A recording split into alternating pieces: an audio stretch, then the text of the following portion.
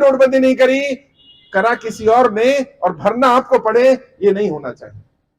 और मैं आप सबसे हाथ जोड़कर विनती कर रहा हूं, मर जाना कोई समाधान नहीं। कर्जा ले लिया ठीक है, कोई गुनाह नहीं कर दिया, कोई पाप नहीं हो गया। और अपने आप को दोष देना बंद करो, अपने आप को दोषी ठहराना बंद करो, क्योंकि ज्यादातर लोग ये समझ रहे हैं मैंने कर्जा ले लिया, गलती मेरी है।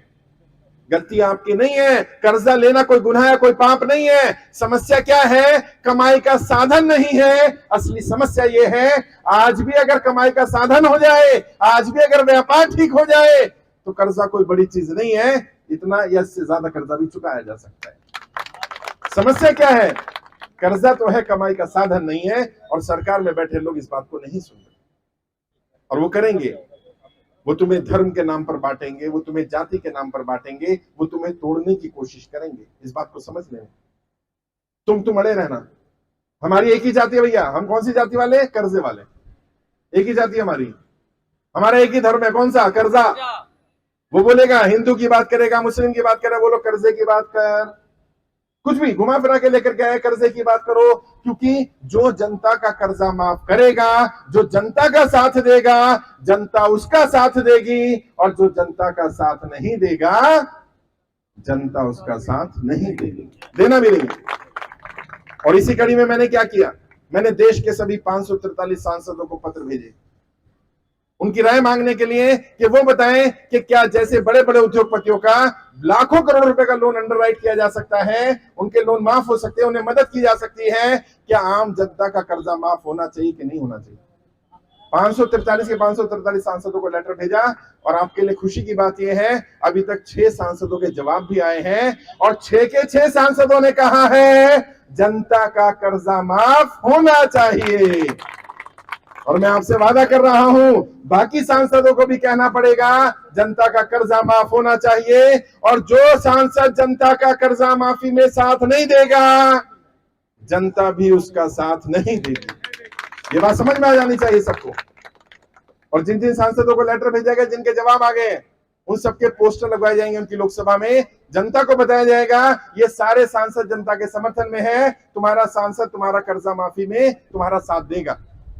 और जो सांसद कहेगा नहीं, जो सांसद जवाब नहीं देंगे, उनके एरिया में भी पोस्टर लगवाए जाएंगे और जनता को बताया जाएगा ये सांसद कह रहा है हम आम जनता की कर्जा माफी के लिए सांसद नहीं बने, हम तो अमीरों का कर्जा माफ करेंगे। तो जनता तय कर लेगी कि सांसद का साथ देना कि नहीं देना।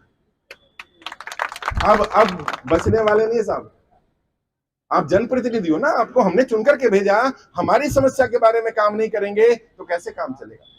जनता की बात सुननी पड़ेगी, जनता की बात माननी पड़ेगी। और जिन 6 सांसदों ने समर्थन किया है, उसमें 2 भारतीय जनता पार्टी के भी सांसद हैं, कांग्रेस के भी सांसद हैं, एनसीपी के भी सांसद हैं, अलग अलग पार्टियों के सांसद समर्थन कर रहे हैं। हमारी किसी पार्टी किसी नेता से कोई लड़ाई नहीं साहब।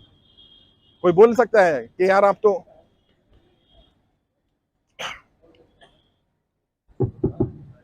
हो सकता है कोई सांसद ये बोले, कोई व्यक्ति ये बोलने लग जाए कि आप तो किसी पार्टी के विरोधी हो। मुझे कहते हैं आप तो भारतीय जनता पार्टी के विरोधी हो। मैंने कहा मैं तो नहीं हूं।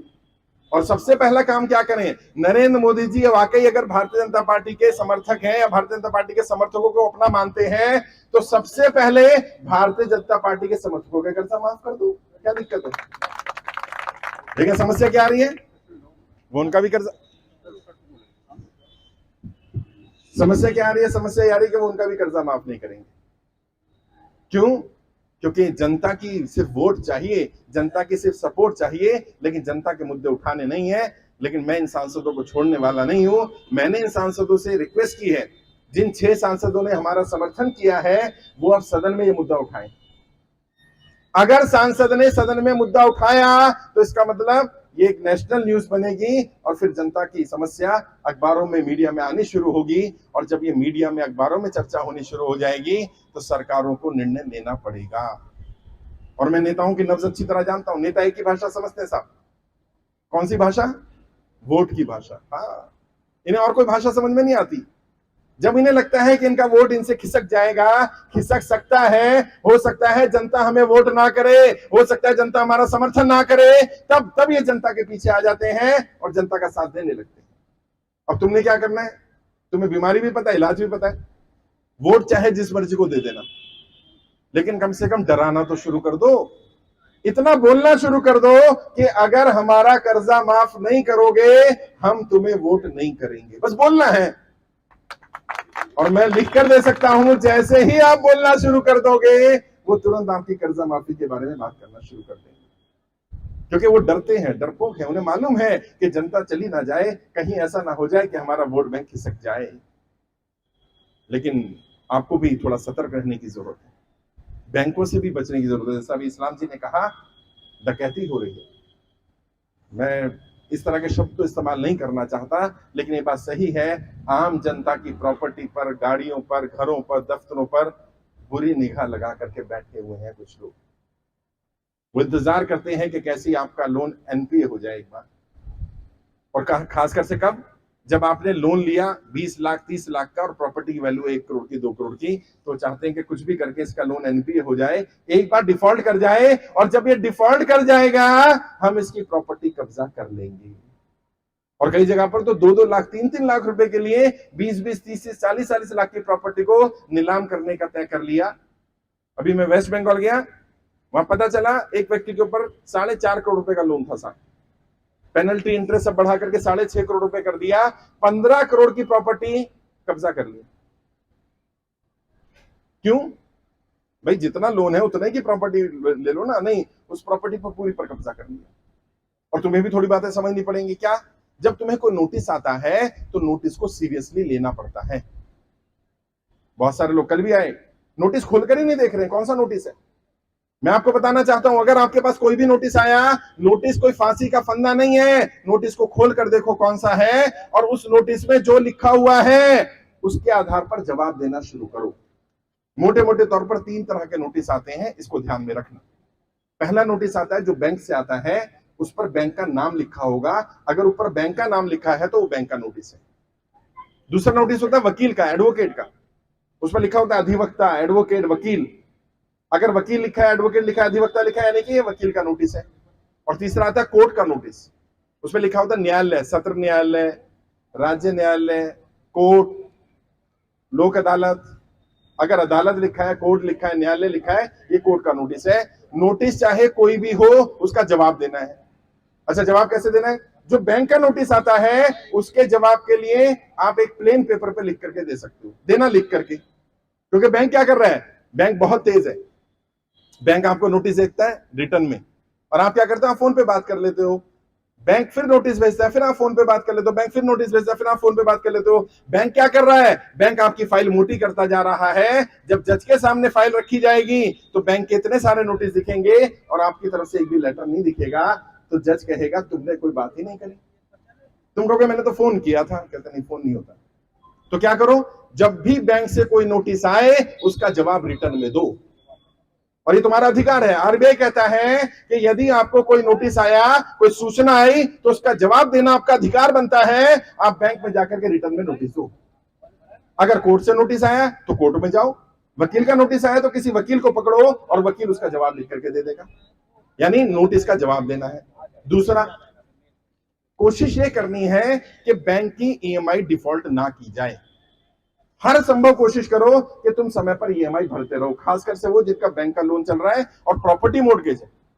क्योंकि बैंक की अगर ईएमआई आपने एक बार बाउंस कर दी तो आपके सिविल में भी रिफ्लेक्ट करेगा, और हो सकता है कल को आपकी स्थिति खराब होने पर जब आप बैंक से मदद मांगने जाओ तो बैंक आपकी मदद ना करे।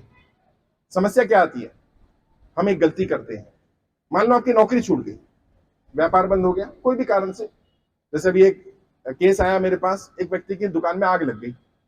अब आग लग गई तो कमाई बंद हो जाएगी ना। अब उसका लोन चल रहा था बिजनेस का, कम से कम 35-40 हजार रुपए की ईएमआई जाती थी हर महीने, अगले महीने नहीं जाएगी। उसने बैंक को बताया ही नहीं कि मेरी दुकान में आग लग गई है, डिफॉल्ट कर गया। कहता नहीं, मैं सोचता रहा इंश्योरेंस का बेनिफिट मिल जाएगा, पैसे आ जाएंगे, भर दूंगा। नहीं, अगर तुम्हारे साथ कोई हादसा हो गया, तुम्हारी नौकरी छूट गई, तुम्हें नौकरी से निकाल दिया गया, तुम्हारा बिजनेस बंद हो गया, कोई हादसा हो गया और तुम नहीं भर पा रहे, तो तुम्हें पता है अगले महीने मैं ईएमआई नहीं दे सकता, तो क्या करूं? इससे पहले कि ईएमआई बाउंस हो, बैंक में जाकर के एक लेटर दे दो कि मेरे साथ ये हादसा हो गया और मैं अपनी ईएमआई अगले इतने दिन तक नहीं भर पाऊंगा। आरबीआई कहता है कि आप 2 बार अपने लोन को रीस्ट्रक्चर कर सकते हो। रिस्ट्रक्चर का मतलब अपनी ईएमआई का अमाउंट कम करवा सकते हो, ड्यूरेशन बढ़ जाएगा लेकिन ईएमआई कम हो जाएगी। आपको लीन पीरियड मिल सकता है। लीन पीरियड क्या होता है? जिसमें केवल आप पर इंटरेस्ट लगेगा, आपको ईएमआई पे नहीं करनी। 6 महीने से लेकर के 2 साल तक का लीन पीरियड आपको मिल सकता है, लेकिन कब मिलेगा? जब आप डिफॉल्ट नहीं करेंगे, आपकी ईएमआई लगातार चल रही होंगी और जब आपकी कोई दिक्कत आने लग जाएगी तो आप उससे पहले ही बैंक में चले जाएंगे। और अचानक हादसे बहुत कम होते हैं। हमें पता चल जाता है अगले महीने हम ईएमआई नहीं पे करने वाले, हमें पता चल जाता है कि हमारे पास पैसे नहीं है। तो जब पता है अगली तारीख को पैसे नहीं दे पाऊंगा, तो इससे पहले कि ईएमआई बाउंस हो जाए, अगर तुम बाउंस होने के बाद बैंक में गए तो बैंक तुम्हारी फेवर नहीं करेगा। बाउंस होने से पहले गए और उससे पहले तुम्हारा रिकॉर्ड क्लियर है तो बैंक समय भी देगा, बैंक तुमसे बात भी करेगा। हो सकता है बैंक तुम्हें कुछ लीन पीरियड भी दे दे, 3 महीने का, 6 महीने का, 1 साल का समय मिल जाता है। बहुत सारे केसेस में मिला भी है। समस्या क्या आ रही है? हम उस मनुष्य दिन का इंतजार करते रहते हैं जब तक हमारी 3 ईएमआई बाउंस ना हो जाए। एक व्यक्ति ने परसों में लाइव आया, उसने पूछा कि सर मेरी ईएमआई जाती है 35,000 रुपए की, मेरे पास 20,000 रुपए हैं, तो मैं क्या करूं? मैंने उनसे कहा आप 20,000 रुपए ही अपने लोन अकाउंट में डाल दो। मान लो आपकी ईएमआई 10,000 की जाती है और आपके पास 8,000 है, तो क्या करो? 8,000 ही डाल दो। किस में डाल दो? लोन अकाउंट में, बैंक अकाउंट में नहीं। 2 अकाउंट होते हैं हमारे, एक जिससे लोन चल रहा होता है और एक जो हमारा बैंक अकाउंट होता है। बैंक अकाउंट में अगर 8,000 डालोगे तो ईएमआई बाउंस कर जाएगी क्योंकि 2,000 कम है। लोन अकाउंट में डाल दोगे तो 2,000 आपका रह जाएगा, उस पर पेनल्टी लगेगी, इंटरेस्ट लगेगा, लेकिन 8,000 जमा हो गया। और अगर आप कुछ कुछ अमाउंट डालते रहते हैं तो आपका account bank NPA generally declare नहीं करता। क्यों? क्योंकि बैंक को मालूम है अगर मैंने एनपीए डिक्लेयर करा ज्यादा तो शेयर मार्केट में मेरे शेयर की वैल्यू गिर जाएगी, कल को बैंक में कोई इन्वेस्ट नहीं करेगा। तो बैंक भी नहीं चाहता जल्दी से एनपीए करना। प्रॉब्लम क्या आती है? हम ना तो कुछ पैसा डालते, ना हम लेटर का जवाब देते, ना हम बैंक में जाके बात करते, और जब हमारे पास नोटिस आ गया, 13/2 का नोटिस आ गया, 13/4 का नोटिस आ गया, प्रॉपर्टी को कब्जा करने का नोटिस आ गया, तब भाग के आते हैं कि सर अब बताओ क्या करना। अब आपने तो फंदा तो पहले डाल लिया ना गले में। पहली कोशिश ये करो कि फंदा ना डले, और उसके लिए क्या करना है? जब स्थिति खराब होने लगे बैंक में जाकर बात करो। अब कई लोग कहते हैं मैं बैंक गया, बैंक बात ही नहीं करता। हाँ, कई मैनेजर सुनते नहीं है, बात नहीं करते। कोई बात नहीं, उसका इलाज है। सबसे पहले तो बैंक से रिटर्न में बात करनी, तो लेटर लिख करके लेकर के जाओ। और जब लेटर लेकर के गए और मैनेजर ने लेटर लेने से मना किया तो मैनेजर को बोलो इस पर लिख कर दे दो, मैं लेटर रिसीव नहीं कर रहा। सब नौकरी चली जाएगी उसकी। क्यों? क्योंकि आरबीआई की गाइडलाइंस है अगर कस्टमर की स्थिति खराब है तो कस्टमर अपनी स्थिति के बारे में बैंक को जानकारी दे सकता है। बैंक मदद करे ना करे वो अलग बात है, लेकिन लेटर लेना पड़ेगा। लेटर को बैंक मना नहीं कर सकता। फिर भी हो सकता है मैनेजर कहे मैं लिख के भी नहीं दिया, कोई बात नहीं, वीडियो बनाओ, फोन है ना, वीडियो रिकॉर्ड कर लो। सर जी मैं आपके पास लेटर लेकर के आया हूं, आखिरी बार पूछ रहा हूं आप ये लेटर ले रहे हैं कि नहीं ले रहे हैं, बस इतना सा ही करना है और घर आ जाओ वापस। स्पीड पोस्ट करो पोस्ट ऑफिस में जाकर। किसके नाम पर? बैंक मैनेजर के नाम पर। स्पीड पोस्ट की रसीद बनती है, रसीद अपने पास रख लेना बस। अब जब तुम कोर्ट जाओगे या बैंक कोर्ट जाएगा, तुम बताओगे माई बाप मेरी स्थिति खराब हो गई थी, मेरी नौकरी छूट गई थी, मेरा व्यापार बंद था, जो भी दिक्कत आई, नोटबंदी, जीएसटी, लॉकडाउन के कारण, मैं बैंक मैनेजर के पास गया, ये वीडियो का प्रूफ है कि मैं गया था, ये मैनेजर सामने मना कर दिया था और फिर मैंने चिट्ठी को पोस्ट कर दिया था और ये मेरे पास रसीद है। अब जज कहेगा कि हाँ ये